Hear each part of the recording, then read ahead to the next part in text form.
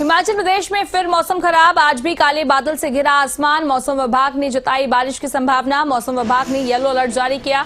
शिमला, कुल्लू, चंबा, कांगड़ा में हल्की बारिश की संभावना। मंडी, ऊना, हमीरपुर, बिलासपुर, सोलन में भी मध्यम बारिश की संभावना जताई गई है।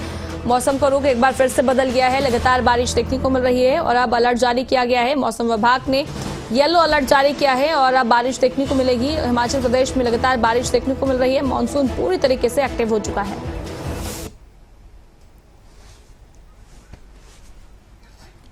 इस खबर पर हमारे साथ ज्यादा बातचीत के लिए मनोज धीमान हमारे ब्यूरो हमारे साथ जुड़ गए हैं। मनोज, फिलहाल देखिए वेदर पर बात कर लेते हैं। फिलहाल किस तरीके का मौसम देखने को मिल रहा है? हिमाचल में कैसा कुछ मौसम बना हुआ है? जिस तरीके से लगातार बारिश देखने को मिल रही है, आपदा देखने को मिल रही है, फिलहाल क्या कुछ जानकारी है वेदर को लेकर?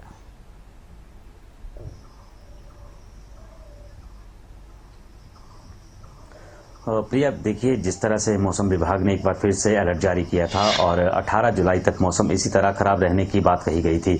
तो ऐसे में देखिए, हिमाचल प्रदेश के अलग अलग हिस्सों में रुक रुक कर बारिश भी हो रही है। कहीं धूप खिली है तो कहीं हल्की बारिश हो रही है। तो ऐसे में आज भी मौसम जो है वो खराब बना हुआ है। आसमान में काले बादल छाए हुए हैं और बारिश के आसार बने हुए हैं। तो ऐसे में मौसम विभाग ने अलर्ट जारी किया है।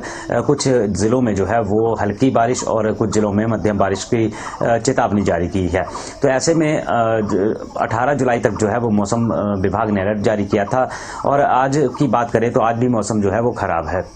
तो बारिश के आसार एक तरफ बने हुए हैं और अलग अलग जगहों पर अलग अलग हिस्से जो हैं वहां पर कहीं कहीं बारिश भी हो रही है, हल्की बारिश हो रही है तो कहीं भारी बारिश भी हो रही है। तो ऐसे में जिला कांगड़ा में मौसम खराब बना हुआ है और आसमान में काले बादल छाए हुए हैं। तो ऐसे में देखिए, बरसात का मौसम है और बरसात के मौसम में जहां भी बादल दिखाई देते हैं कई बार वहीं पर बारिश भी हो जाती है। तो ऐसे में जो है वो अब बरसात के मौसम में जो शुरुआती दौर था, शुरुआती दौर में काफ़ी ज़्यादा बारिश हुई, काफ़ी ज़्यादा आपदा भी आई है, नुकसान लोगों को झेलना पड़ा है, चाहे जान का नुकसान हो या माल का नुकसान हो। तो ऐसे में नुकसान हुआ था, लेकिन उसके बाद जब ये कुछ दिन का वक्त बीता है तो उसमें बारिश ने ज़्यादातर देखा जाए तो कम बारिश हुई है और किसी तरह का कोई नुकसान की नई जानकारी नहीं मिल पाई है। जो पहले आपदा हुई है उसी का जो है वो काफ़ी ज़्यादा नुकसान उसमें हुआ था। लेकिन अब मौसम विभाग ने एक बार फिर अलर्ट जारी किया है तो सावधान जो है वो लोगों को रहना होगा।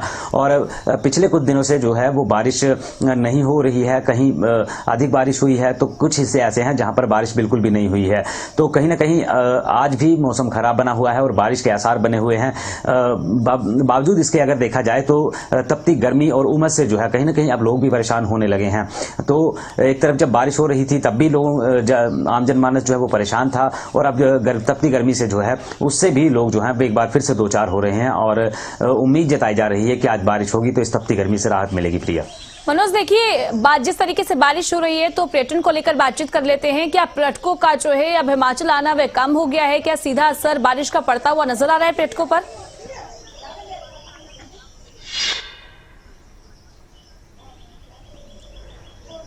बिल्कुल प्रिया, देखिए, अगर हम बात करें पर्यटक सीजन की तो जो पर्यटक हैं वो हिमाचल प्रदेश आ रहे हैं, लेकिन जिस तरह की आमद पहले देखी जाती थी, जो संख्या पर्यटकों की पहले देखी जा सकती, उसमें कहीं ना कहीं कमी आई है। तो क्योंकि देखिए अब जो है अब सावन का महीना चल रहा है और कुछ वक्त के बाद जो है वो मणिमहेश की यात्रा भी शुरू हो जाएगी। तो पर्यटकों का जो है वो दौर फिर से शुरू हो जाएगा और जो श्रद्धालु हैं वो मणिमहेश की यात्रा के लिए निकलेंगे। ऐसे में अगर बात की जाए तो अभी जो मौसम बना हुआ है वो पर्यटकों के लिए बिल्कुल अनुकूल वातावरण है और इस वक्त जो पर्यटक जो है आ सकते हैं। हालांकि पीछे जैसे जब तेज बारिशें हुई थी तो कई सारे होटल की जो बुकिंग ऑनलाइन बुकिंग हुई थी वो भी कैंसिल हुई थी, लेकिन अब धीरे धीरे पर्यटक जो है वो फिर से हिमाचल प्रदेश का रुख करने लगे हैं। हालांकि अगर मंडी की बात करें तो मंडी में काफी ज्यादा त्रासदी आई है, वहां काफी ज्यादा नुकसान भी हुआ था। लेकिन जिला कांगड़ा के अलग अलग जो पर्यटन स्थल है या हिमाचल के पर्यटन स्थल है वहां पर पर्यटक पहुंच भी रहे हैं और लंबी कतारें भी जो है वो पर्यटकों की देखने को मिली है। जाम जैसी स्थिति भी धर्मशाला में। जी मनोज, आपने जानकारी दी उसके लिए बहुत बहुत शुक्रिया।